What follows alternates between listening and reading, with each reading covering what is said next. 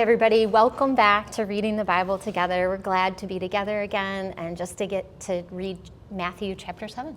It's super exciting, Autumn. I know a lot of people have been engaging, watching the videos, adding comments down below, liking and subscribing to the channel. But Autumn, you've told me you've been getting some questions via email as well, and we want to acknowledge those. And what have you been asked lately? So the latest question was, why is God inconsistent in how he speaks to us? And so Joseph was spoken to through angels, and then also in a dream, and the Magi's through the angel.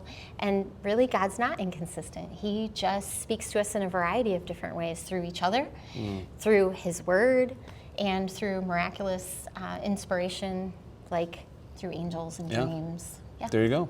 Awesome. Yeah. Well, what are we reading today, Autumn? We're reading Matthew 7. Matthew chapter 7. I'll start, and then we'll pass it back and forth like we do, and you can either listen or read along with us.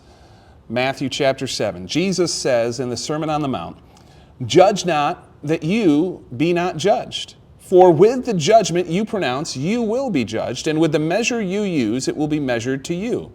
Why do you see the speck that is in your brother's eye, but don't notice the log that's in your own eye? How can you say to your brother, 'Here, let me take the speck out of your eye,' when there's a log in your own eye? You hypocrite.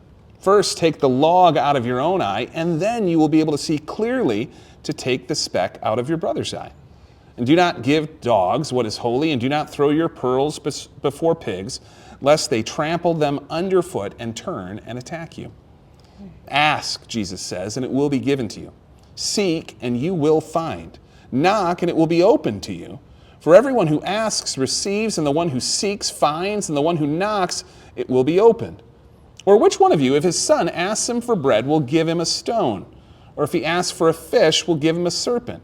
If you then, who are evil, know how to give good gifts to your children, how much more will your Father who is in heaven give good things to those who ask him?" So in everything, do to others what you would have them do to you. For this sums up the law and the prophets. Enter through the narrow gate, for wide is the gate and broad is the road that leads to destruction, and many enter through it. But small is the gate and narrow the road that leads to life, and only a few find it. Watch out for false prophets. They come to you in sheep's clothing, but inwardly they are ferocious wolves. By their fruit you will recognize them. Do people pick grapes from thorn bushes or figs from thistles? Likewise, every good tree bears good fruit, but a bad tree bears bad fruit. A good tree cannot bear bad fruit, and a bad tree cannot bear good fruit. Every tree that does not bear good fruit is cut down and thrown into the fire. Thus, by their fruit you will recognize them. But everyone who says to me, 'Lord, Lord,' will enter the kingdom of heaven. Not everyone, but only he who does the will of my heavenly Father. Many will say to me on that day, 'Lord, Lord, did we not prophesy in your name, and in your name drive out demons and perform many miracles?' Then I will tell them plainly, 'I never knew you. Away from me, you evildoers.' Therefore, everyone who hears these words of mine and puts them into practice is like the wise man who built his house on the rock. The rain came down and the streams rose, and the winds blew and beat against the house. Yet it did not fall, because it had its foundation on the rock. But everyone who hears these words of mine and does not put them into practice is like a foolish man who built his house on sand. The rain came down, the streams rose, and the wind blew and beat against that house, and it fell with a great crash. When Jesus had finished saying these things, the crowds were amazed at his teaching, because he taught as one who had authority, and not as their teachers of the law." Wow. Okay, so Matt, what's going on? Man, so I think obviously in the Sermon on the Mount, so rich, so dense, you're not going to see something, I'm going to see it, I'm not going to see something, you're going to see it. Yeah. There's just a whole lot, and we could list everything, but if I'm going to pick one thing, it's going to be the golden rule, kind of right there in the middle. Yeah. The summary of the law and prophets is love others, treat others how you would want to be treated, and how can I look at that and then say, oh well, no, I'm not going to treat people kindly. I'm not going to treat people with love, and so that's to me the golden rule is what sticks out, because it kind of encompasses the other things that Jesus is talking about. Yeah, exactly. I'm going to say, too, Yeah. something else that steps out is, okay, it sounds, we just heard don't judge others, but then we're talking about look at the fruit. Yeah. And so the point is that we're looking at actions, not heart. So Yeah. you're not judging somebody's heart, you're looking at the fruit and saying, okay, I'm not going to follow that, but I'm also not going to judge. Jesus is the one that cuts Right. down the tree. We don't cut Yeah. down the tree. Yeah. That's important. So what does all this, what does all of it mean? Yeah, I think the meaning I'm going to actually take from a little bit further on when the people are responding to Jesus' teaching as he's the one who has authority. They haven't heard anyone teach like Jesus before, right? And I don't think we have either until we are confronted by the word and the truth that Jesus gives us. Like he is teaching as one who has authority.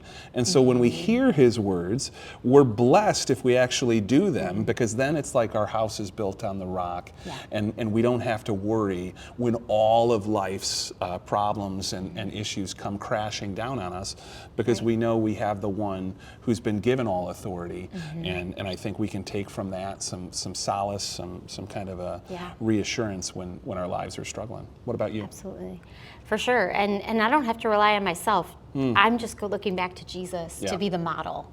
So I think like we read the Old Testament, if we try to think about the Old Testament as prescriptive, like we're supposed to do what the, King David did when he made some pretty big mistakes. Huge. Jesus is always the model of how to live. So when I mess up, I go back to Jesus and I say, okay, please forgive me. Yeah. It's the first part of the Sermon on the Mount, right? Blessed are the poor in spirit. Right. Because, that when we're poor in spirit, we ask God for help. So it just kind of takes me all back to that, because for sure, I'm not going to be perfect, even though the call is to be perfect, right? Yeah. So what are you going to do about it? Oh man, I'm going to jump into the ask, seek, and knock portion. And today I want to be like my Heavenly Father who gives good things to those who ask. And so 5 children, Liz and I, blessed with a quiver full. And I don't know where that saying came from, but okay, right? I don't have a bow. Your kids are like, right, I'm a quiver. Right, I don't know what's going on? what's going But I'm just going to try to be like a good father, right? Like, Yeah. I think there's so many aspects of the ways that we treat each other, especially in the family, where sometimes our families get the worst of us. And that's true in my life too. My family doesn't always get the best of me. And so today, especially having read Matthew 7 and have these opportunities to talk with Autumn and with you, I want to be one who loves his children like my Heavenly Father loves me. That's great. How about you? For sure. I mean, just continually going back to loving others the way you want to be. You want to be loved, and giving that forgiveness over and over again, and showing up. Awesome. Yeah. All right. Well, we'll see you next time. Have a good day.